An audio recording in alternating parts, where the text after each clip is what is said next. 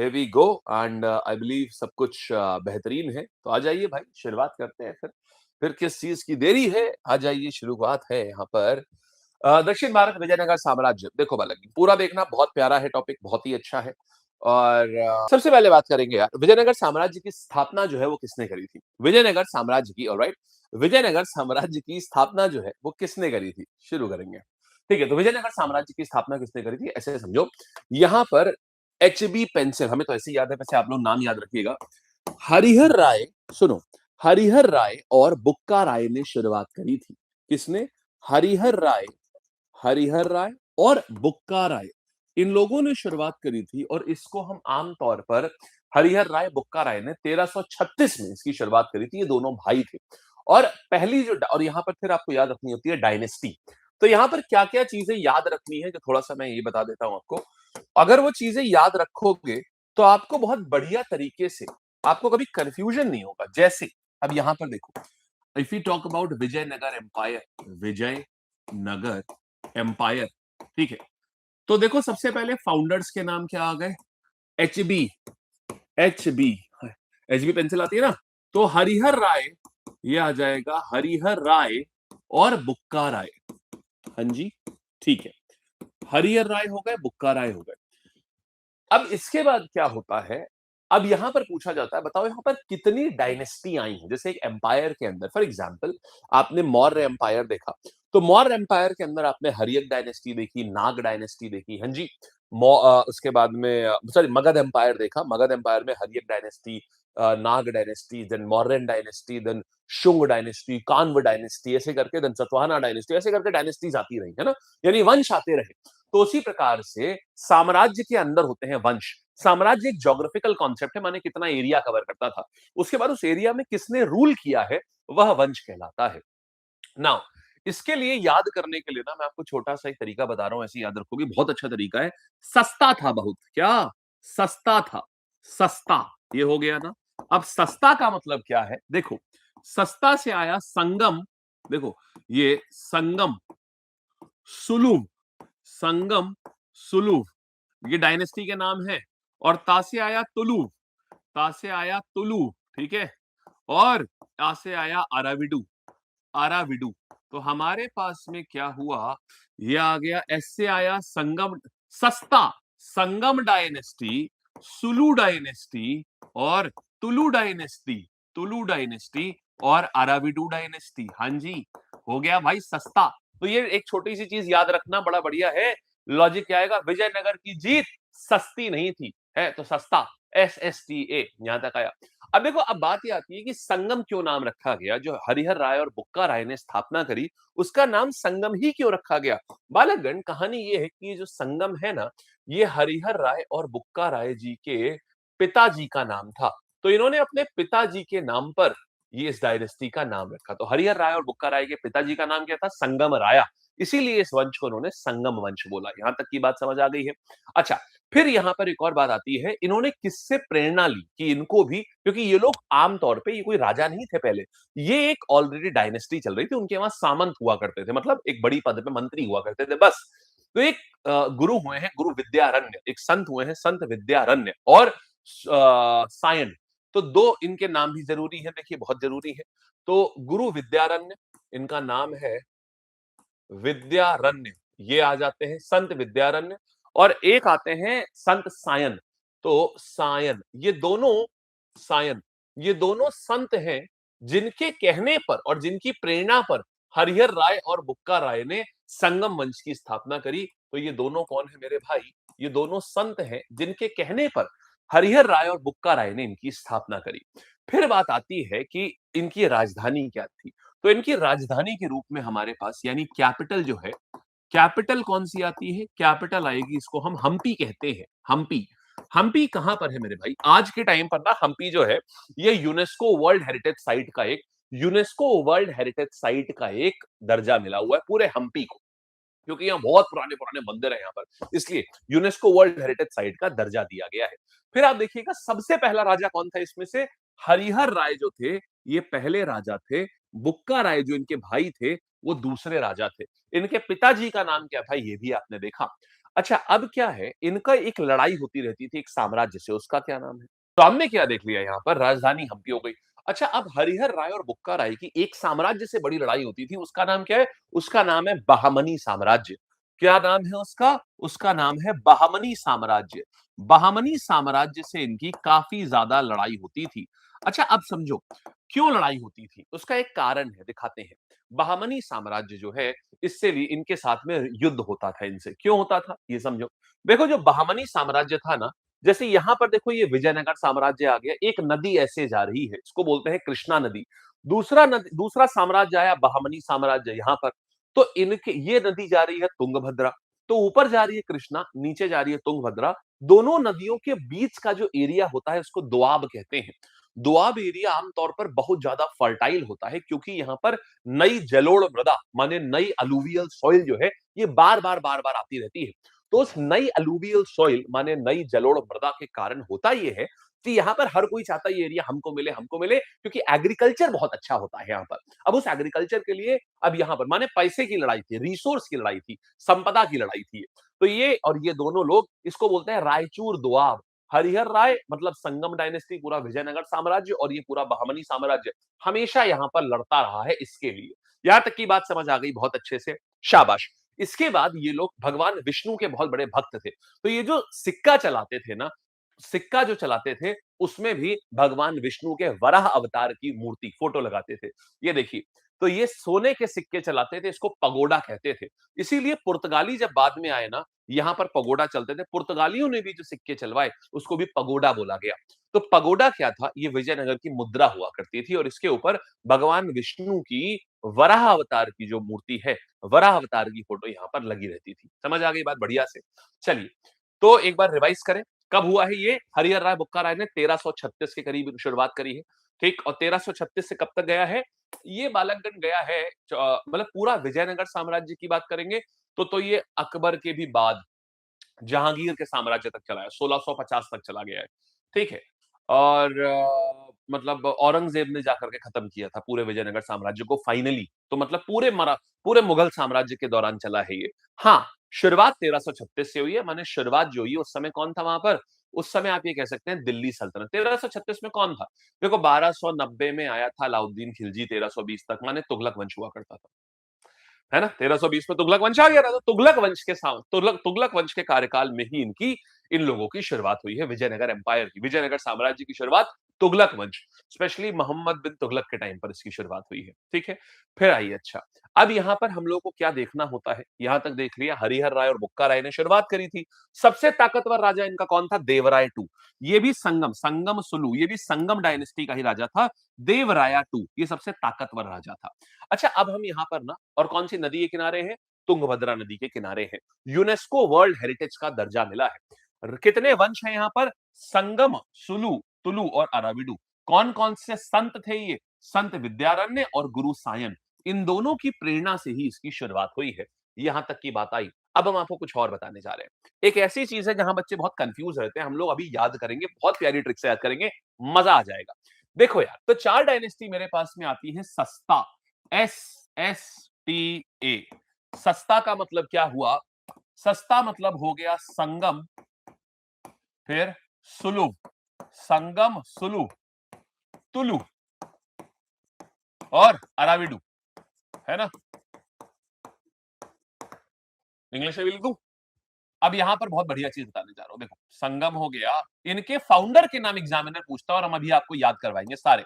ये आ गया तुलु, और ये आ गया मेरे भाई अराविडु। अब देखो, इनके फाउंडर के नाम एग्जामिनर पूछता है, वो याद करते हैं। चलिए चले आओ। अच्छा, देखो, सबसे पहले आता है संगम डायनेस्टी, तो आपको पता है यार, है ना?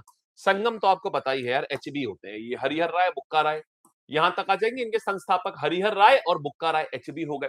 सुलू का नाम सुलू से ही है, सुलुआ नरसिम्हा, जैसे ये सुलू है, तो इन्हीं के नाम पे ही है इनकी डायनेस्टी के संस्थापक, सुलुआ नरसिम्हा। नरसिम्हा, ये आ जाएंगे, सुलुआ नरसिम्हा हो गए, फिर इन्हीं के नाम पे। अब देखो, तुलु, तुलु साउंड कैसा कर रहा है मेरे भाई? तुलु थोड़ा थोड़ा तलवार जैसा साउंड कर रहा है ना, बोलो हाँ या ना?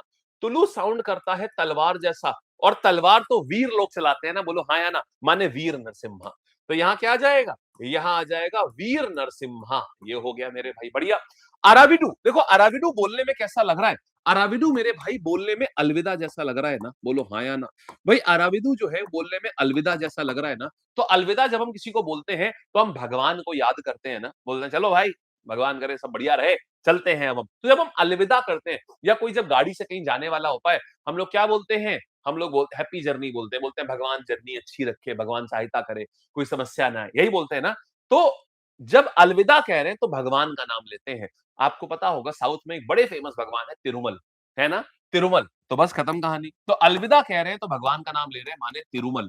तो तिरुमल राया ये आ जाते हैं मेरे भाई इस डायनेस्टी के फाउंडर। तो हमने सारे देख लिए तिरुमल राया मतलब तिरुमल मतलब ही भगवान होता है क्योंकि साउथ के एक बहुत बड़े भगवान है तिरुमल। अब आगे बढ़ते हैं, यहां तक हम लोगों ने देख लिया। इनके सिक्कों को क्या बोलते हैं बालक? इनके सिक्कों को बोलते हैं पगोडा। उसके ऊपर वराह की मूर्ति होती है, ठीक है। चलिए फिर देखते हैं, सवाल आता है यहाँ पर। ये हमने देख लिया सारी चीजें, ये भी देख लिया हमने, ये भी देख लिया सब कुछ। अब देखिएगा यहाँ पर आप देख लो सुलवा नरसिम्हा, तुलु आ गए, तलवार उठाते हैं वीर लोग, और अराविडू आ गए तिरुमल। अराविडू माने अलविदा, अलविदा तो भगवान को याद करते हैं, तिरुमल भगवान है। देखो 1650 तक ये चला है 1336 से, यानी मोहम्मद बिन तुगलक के समय से लेकर के ये चला है कहां पर? ये चला है भाई आपका औरंगजेब के समय तक, है ना? औरंगजेब के समय तक ये चला है। आगे आते हैं, विजयनगर साम्राज्य के संस्थापक हरिहर राय बुक्का राय किसके मंत्री थे? तो ये किस डायनेस्टी के मंत्री हुआ करते थे और उसके बाद इन्होंने विद्रोह करके ये करा था? इन्होंने विद्रोह करा था और विद्रोह करके इन्होंने अपना साम्राज्य स्थापित किया था। तो ये कांपिल्य साम्राज्य के क्या हुआ करते थे? ये मंत्री हुआ करते थे और उसके बाद इन्होंने यहाँ बगावत करके इसकी स्थापना करी। फिर देखोगे, ये देखिएगा, ये भी एमटीएस 2024 में आया हुआ सवाल है। विजयनगर साम्राज्य के सुलू राजवंश की स्थापना किसने करी है? तो सुलू क्या आ जाएगा? सब संगम सुलू। तो सुलुआ, सुलुआ का नाम सुलवा नरसिम्हा, यहां से आ जाएगा सुलवा नरसिम्हा। कहां गया? सुलवा नरसिम्हा, रामदेव, कृष्णदेव, बुक्का राया, नरसिंह देव। सुलवा नरसिंह तो क्या आ जाएगा? सुलवा नरसिंह। यहां सुलवा वर्ड नहीं है तो उसके बाद वाला नाम बोल देंगे, D is the right answer. फिर देखो किसने अपनी मां के नाम पर विजयनगर के पास एक नगलपुरम नगर की स्थापना करी? ये भी देखिए आया हुआ है। अब आपको एक बात बताते हैं, आप लोगों ने वो सुने हुए राजा कृष्णदेव राय और तेनालीराम के किस्से? तेनालीराम के किस्से सबने सुने होंगे, बचपन में हम लोग कॉमिक्स पढ़ते थे। तो तेनालीराम जो है ये असल में हुआ करते थे, पता है? तो ये विजयनगर साम्राज्य में ही होते थे तेनालीराम, और ये राजा थे राजा कृष्णदेव राय। तो राजा कृष्णदेव राय के समय पर हुए हैं तेनालीराम, और तेनालीराम ने ये मतलब वंश कौन सा है ये तुलु वंश आता है। तो तुलु वंश जो है उसी में हुए हैं तेनालीरामन, किसके साम्राज्य में? राजा कृष्णदेव राय के साम्राज्य में। और तुलु राजा है राजा कृष्णदेव राय, ठीक। तो यहां पर क्या पूछा गया है, बताइए मां के नाम पर। अच्छा, मां के नाम पर बात करते हैं, तो इनकी मां का नाम था नागल देवी। तो अपनी मां के नाम पर राजा कृष्णदेव राय ने अपनी मां के नाम पर एक इसकी स्थापना करी थी। तो ये आया नागल देवी, नागल देवी, और यहीं से आता है नागलपुरम। नागल देवी नाम था, नागलपुरम इनका हो गया, ठीक है। तो ये नागलपुरम के नाम पर इन्होंने अपने घर की स्थापना करी, मतलब एक नगर की स्थापना करी अपनी मदर के नाम पर, राजा कृष्णदेव राय ने। तो कौन आ जाएगा? राजा कृष्णदेव राय। ये हो गए मेरे भाई, ठीक। आगे आते हैं, विजयनगर साम्राज्य का पतन किस युद्ध के पश्चात हुआ? माने इस बैटल के बाद इनका पूरा साम्राज्य जो है ये गिर गया था। चलो, तलायकोटा का युद्ध या राक्षस तंगड़ी का युद्ध? तलायकोटा का युद्ध या राक्षस तंगड़ी का युद्ध? राक्षस तंगड़ी का युद्ध। तो ये होता है, इसमें क्या हुआ, विजयनगर साम्राज्य और बहमनी साम्राज्य के बीच में युद्ध हुआ, जिसमें कि विजयनगर साम्राज्य हमेशा के लिए हार गया और इनका साम्राज्य यहीं से खत्म भी हो गया। अब दूसरी बात सुनो, यहां तक तो तुमने सुना। अब मेरा सवाल दूसरा ये है कि विजयनगर साम्राज्य की तरफ से कौन सा राजा था जिसने इसमें लड़ाई लड़ी थी? अब ये सवाल आता है, विजयनगर साम्राज्य की तरफ से राजा कौन था जिसने लड़ा था? यहां गौर से सुनिएगा, बहुत ध्यान से सुनिएगा, कहानी क्या है। आ, हुआ ये था कि साम्राज्य से कौन लड़ा था, सीधा नाम बताऊं तो क्या आ जाएगा? आलिया राम राया। लड़ाई होते ना, बोलते लड़ाई हो गई तो आलिया राम राय ये लगे। लेकिन सुनिएगा, कहानी में एक ट्विस्ट है। क्या? टेक्निकली उस समय जो राजा थे वो थे सदाशिव राय, और लोग इसी में कंफ्यूज रहते हैं, सदाशिव राय या आलिया राम राय। हुआ क्या था, ये सिर्फ नाम के राजा थे, पपेट किंग थे। असली ताकत और असली पावर और पूरी सेना की कमान जो है वो उनके मंत्री के पास थी, और सेनापति जो थे आलिया राम राय। तो अगर देखा जाए राजा कौन था उस समय, तो सदाशिव राय जो थे, ये राजा थे उस समय। लेकिन अब क्योंकि सदाशिव राय के पास में ताकत ही नहीं थी, वो सारी ताकत आलिया राम राय के पास में थी, इसीलिए हम कहते हैं कि वो आलिया राम राय बना था। यहां तक बात समझ आ गई है? अच्छा, अब इसमें हुआ क्या था, थोड़ा-सा बताता हूँ आपको। ये था 1565 में बैटल ऑफ तलाईकोटा हो रहा है, इसको राक्षस तंगड़ी भी बोलते हैं। बैटल ऑफ तलाईकोटा, बैटल ऑफ राक्षस तंगड़ी, दोनों का युद्ध बोला जाता है। आपको जान के हैरानी होगी कि आलिया राम राय की उम्र जब बैटल लड़ने गए हैं, सेनापति कितने साल का है? गेस करो, सेनापति कितने साल का है? 80 साल का। जी हाँ, सेनापति जो है 80 साल के थे और 80 साल के होने के बावजूद उनका हौसला तो बहुत बढ़िया था, लेकिन अब हौसले से खाली क्या होता है? हुआ क्या, तो एक बार ना एक सोने की पालकी जो थी, आमतौर पर राजा या सेनापति के इसमें आमतौर पर राजा या सेनापति जो होते हैं, ये हाथी या घोड़े पर बैठ कर के युद्ध रखते हैं, ठीक? अगर कभी भी बैटल फील्ड में जाओगे, इनकी सोने की पालकी की कहानी बताता हूँ। लेकिन यहाँ पर क्या हुआ, राम राय ने बोला कि नहीं भाई, अरे मैं तो जीतूँगा ही जीतूँगा। 80 साल के थे, इन्होंने बोला मैं तो जीतूँगा ही जीतूँगा और युद्ध के मैदान में घोड़े पर नहीं गए, ये सोने की पालकी पर बैठ कर के गए थे।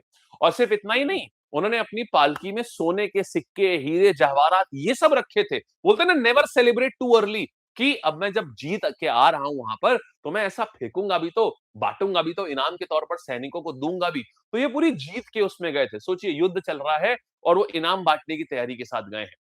अब क्या हुआ, कहा जाता है कि जब बहमनी सुल्तान जब बहमनी सल्तनत टूटी थी, तो 5 राज्य बने थे और 5 राज्य जो है, राम राय कहते थे कि ये 5 पांचों राज्य मेरे बच्चे हैं, मैं इनका ध्यान रखूंगा।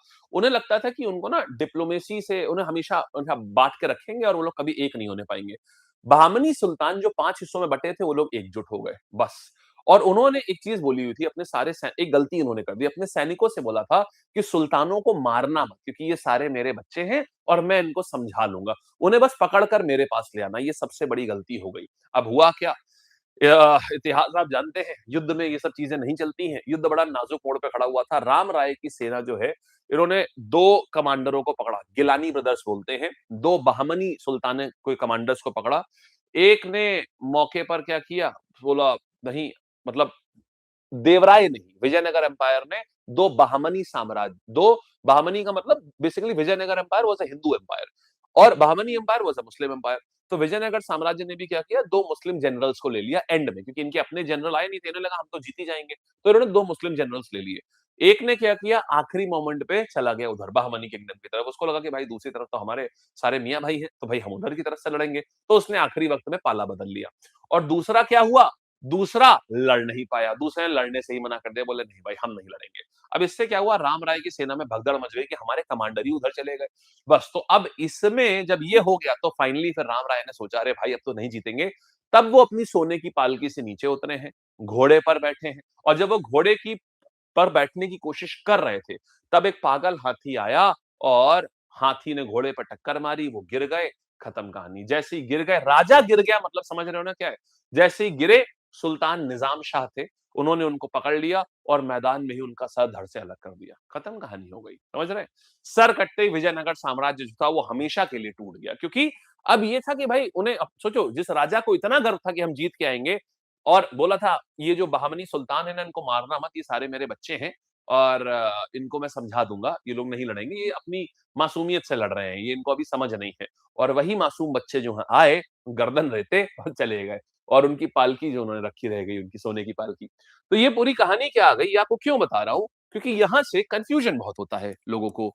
1565 में ये युद्ध हुआ है, इसको बैटल ऑफ राक्षस तंगड़ी भी बोलते हैं, विजयनगर और बहामनी में। अब समझो, कौन था यहाँ पर, सदाशिव राया, ये राजा थे असल में, लेकिन सदाशिव राय ये राजा थे, लेकिन ताकत इनके पास में नहीं थी, ताकत सारी 80 साल के आलिया राम राया में थी, आलिया राम राया ये। तो आपके पास अगर मान लो, अब बात ये आती है सर, फिर अगर मान लो दिया हुआ है तो हम क्या बोलेंगे, हम आलिया राम राय बोलेंगे या फिर हम सदाशिव राय बोलेंगे? तो यहां पर हम बोलेंगे, अगर ऑलरेडी आपको दिया है सदाशिव राय, तो आप पहले वो करोगे, क्योंकि ऑफिशियली राजा तो वही थे, ठीक है? पपेट थे तो क्या हुआ, ओके। विजयनगर प्रशासन की बात करते हैं। विजयनगर साम्राज्य में ग्राम सेवकों और कर्मचारियों के समूह को क्या बोला था, प्रशासन को कैसे देखते हैं? शुरू करें, देखिएगा। यहां पर क्या है, कुछ मेजर पॉइंट्स देखिएगा। नायक, आम्रकर, आयाकर, आयगर या वेल्लालकर, यहां पर आओ। तो आयगर क्या होता था, विजयनगर काल में यहाँ पर जो गांव चलाने के लिए ना 12 अधिकारियों का एक समूह होता था ये, और उन्हीं को ही आयगर कहा जाता था।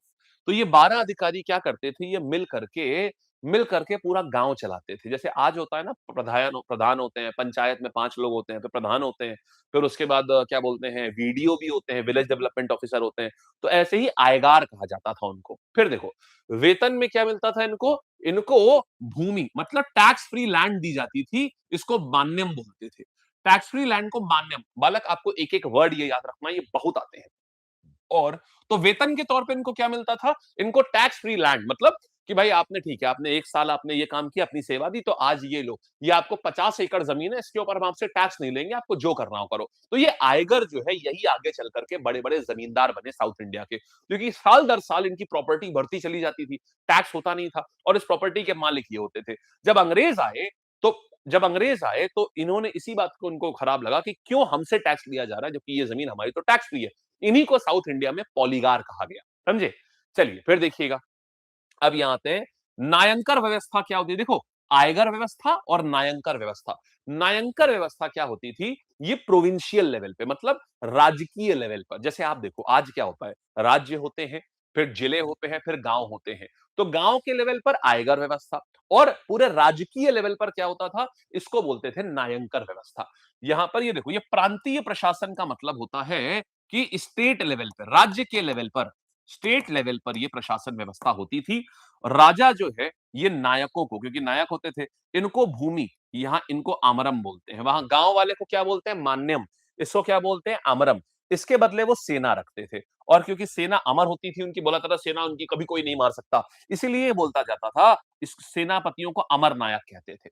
तो नायंकर जो है, कैसे डिफरेंस है मान्यम और अमरम में, डिफरेंस क्या, अमरम हमेशा बड़ा होता था, क्यों, मान्यम जो है वो सिर्फ आप काम करने के लिए ले रहे हो, तो आपकी जमीन छोटी है ना। इस यहां की बात करेंगे, अमरम में क्या है, अमरम देखो, अमर मतलब इन्हें सैनिक भी रखना था, तो सैनिक रखना था, सैनिक अमर होना चाहिए, कभी मरना नहीं चाहिए बैटलफील्ड में, इसीलिए इनकी जमीन को अमरम बोलते थे, अमर हो हमेशा के लिए, क्योंकि ये सैनिक भी दे रहे हैं, तो इनकी जमीन, इनको ज्यादा जमीन दी जाती थी, और इस व्यवस्था को नायंकर व्यवस्था बोलते थे। तो यह आ गया आयगर व्यवस्था, और ये आ गई आपकी नायंकर व्यवस्था। नायंकर व्यवस्था आपकी शहरों, बेसिकली राज्यों के लिए होती थी, यहां तक हो गया।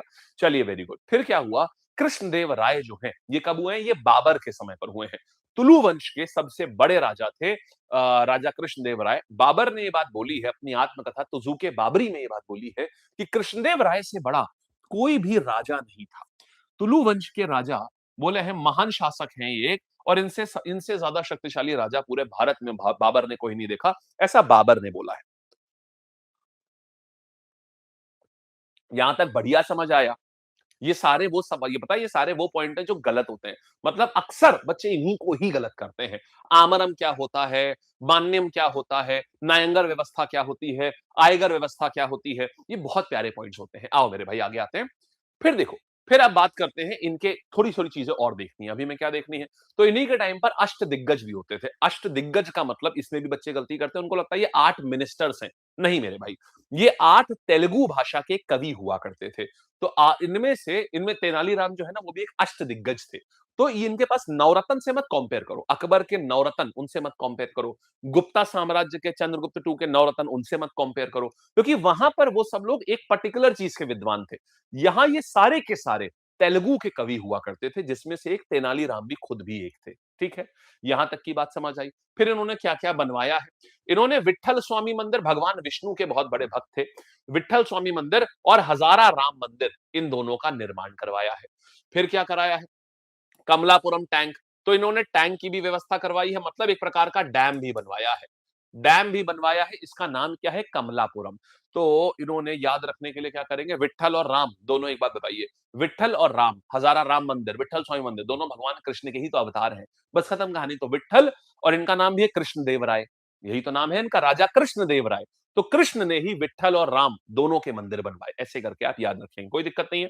चलिए, तो सिंचाई के लिए भी काम करा। फिर विदेशी यात्री इनके टाइम पर कौन आया है, कई आए हैं। निकोलो कॉन्टी आया है इटली से, देखो, निकोलो डी कॉन्टी आया है इटली से, अब्दुल रज्जाक आया हुआ था, फिर डोमिनिगो पायस आया हुआ था, और बारबोसा आया हुआ था पुर्तगाल से। निकोलो कॉन्टी, अब ये सब कहां कहां के हैं, देखो, सबसे पहले निकोलो डी कॉन्टी आता है इटली से। आपसे यहां ये पूछता है, बताओ किस शहर से कौन आया था, सो निकोलो डी कॉन्टी नाम से क्लियर हो रहा है इटली है। अब्दुल रज़्ज़ाक ये पर्शिया से आया था, फ़ारसी था ये, नाम से क्लियर हो रहा है इस्लामिक नाम है, इस्लाम उस समय कहाँ पर था? पर्शिया में, फ़ारस में था। ये हो गया। फिर इसके बाद डोमिनिगो पायस और बारबोसा ये दोनों पुर्तगाल से आए क्योंकि पुर्तगाली 1498 में ऑलरेडी भारत में आ चुके थे, 1498 में आ चुके थे। तो कृष्णदेव राय के टाइम पर पुर्तगाली थे, तो पुर्तगाली भी इनके कार्यकाल में आए, इनसे ट्रेड की परमिशन मांगने। यहां तक हो चुका है, ठीक है। फिर देखिए अच्छा, अब क्या करेंगे यहां पर? फिर 2 चीजें, अम्ब ये अमुक्ता मल्लदा और जम्भावती कल्याणम ये 2 चीजें। इन्होंने तेलुगु और राजा कृष्णदेव राय को तेलुगु, संस्कृत दोनों बहुत अच्छे से आती थी। तेलुगु भाषा में इन्होंने एक पुस्तक लिखी है, उसका नाम है अमुक्ता मल्लदा ये। और उसके बाद जम्भावती कल्याणम जो है ये इन्होंने संस्कृत में लिखी हुई है। तो पॉलिटिक्स में क्या है इनका, ये पॉलिटिकल चीजों के ऊपर है तेलुगु भाषा में अमुक्ता मल्लदा, और जम्भावती कल्याणम ये संस्कृत में है। ऐसे याद रखो, संस्कृत के मंत्र से कल्याण होता है ना, संस्कृत के मंत्रों से कल्याण होता है ना, तो जम्भावती कल्याणम बस। फिर हम बात करेंगे अगर सती प्रथा की, तो इनके वहां पर सती प्रथा प्रचलित थी, ऐसा विदेशी नागरिकों ने लिखा है। अब देखो ये मेजर पॉइंट हो गया कि कैसे इनका सब चलता था। क्या बनाया इन्होंने? कमलापुरम। इन्होंने कृष्ण, ऐसे याद रखो, कृष्ण जी को कमल पसंद है। कृष्ण जी को कमल पसंद है, तो कृष्णा राय को भी कमल पसंद होगा, तो कमलापुरम टैंक बनवाया है सिंचाई के लिए। आओ अच्छा भाई मेरे यहाँ आते हैं। सबसे पहले बोल रहा है किस पुर्तगाली यात्री ने कृष्णदेव राय के शासनकाल में विजयनगर की यात्रा करी थी? तो यहां पर क्या आ जाएगा? कृष्णदेव राय। ये आ गया निकोलो डी कॉन्टी। आगे आते हैं, 15वीं सदी में कमलापुरम टैंक किसने बनवाया था? कमल किसे पसंद है? कमल कृष्ण जी को पसंद है, तो आंसर क्या आएगा? कृष्णदेव राय। आंसर क्या आया? विजयनगर एम्पायर में भी कौन थे? कृष्णदेव राय। फिर देखो कृष्णदेव राय के दरबार में अष्ट दिग्गज कौन थे? सब सवाल बड़े बड़े प्यारे प्यारे हैं। 8 मंत्री थे, 90% बच्चे ना ये मार करके आए थे और ये गलत था, इसीलिए हमने पहले ही बताया इसको ध्यान रखना। तो ये क्या आ जाएगा? 8 तेलुगु कवि है, यहां पर आते हैं। फिर देखिएगा फारसी यात्री अब्दुल रज्जाक किस समय पर आया था? तो इनके टाइम पर, कृष्णदेव राय के टाइम पर, Niccolo de Conti, Abdul Razzaq, Barbosa और एक आपका और पुर्तगाली, ये सारे लोग इसी के टाइम पर आए थे, कृष्णदेव राय के टाइम पर आए थे। बहुत बढ़िया भाई।